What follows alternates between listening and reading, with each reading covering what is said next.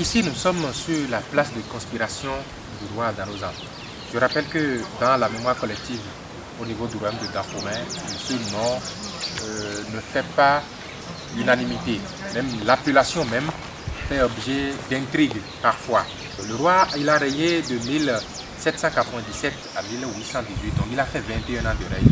C'est vrai qu'il a été considéré comme un roi réformateur. Il a voulu réformer un certain nombre de choses, dont notamment les différents rituels, les différents sacrifices qui sont faits pour les rois qui ont eu à régner avant lui.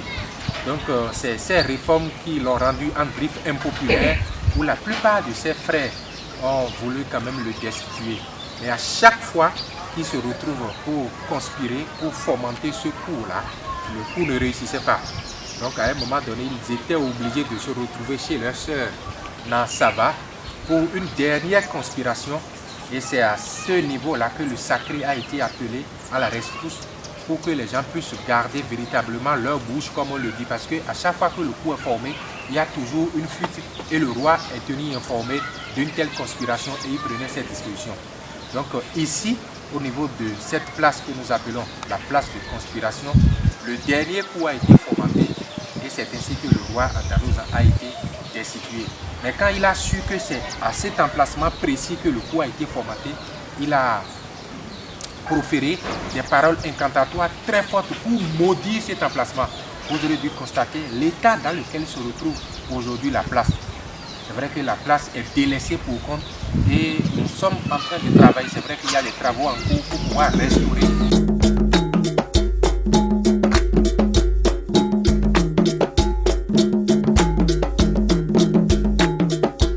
Monsieur le guide, vous avez dit qu'il y a eu des incantations qui ont maudit le site.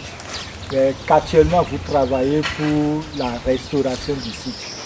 Est-ce que vous ne percevez pas que c'est un projet mort-né? À l'évidence, je pense que le projet même, tel que vous venez de le dire, est un projet mort-né. Mais nous sommes en train de travailler pour la prospérité. Nous n'allons pas toujours nous camper sur ce qui a été et continuer sur cette lancée pour que les générations futures viennent voir des paroles incantatoires qui ont certes détruit des sites, qui ont certes détruit des vies. Si le passé empêche la jouissance de l'instant présent, l'oubli devient nécessaire. À Gongol, le roi Darosa a fait objet de destitution. Et dans la lignée, dans toute la dynastie, il a été le seul roi qui a été destitué. L'histoire a retenu un certain nombre de faits. Mais nous n'allons pas continuer par nous camper à ce passé en griffe honteux pour nous.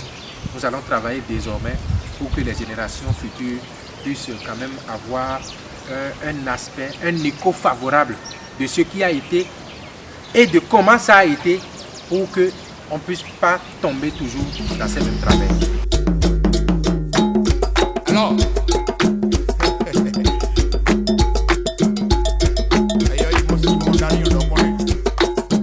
on est normalement au niveau de la concession de Nansava. Et le site est en ruine. Mais où sont les descendants de Nansava en question? Si on existe toujours en vie. Je pense que la descendance de Nansava doit exister. Et tel que vous l'avez si bien le dit, le site a été maudit par des paroles incantatoires. Donc chacun devrait normalement sauver sa tête. Et c'est dans cette débandade-là que la plupart des familles liées à Nansava a su quand même se mettre à l'abri. Donc aujourd'hui, de façon officielle, c'est vrai que nous sommes en train de faire une liste non exhaustive de ces différentes familles liées à Nansava. Mais quand nous allons finir ces travaux, c'est à vous que nous allons faire également.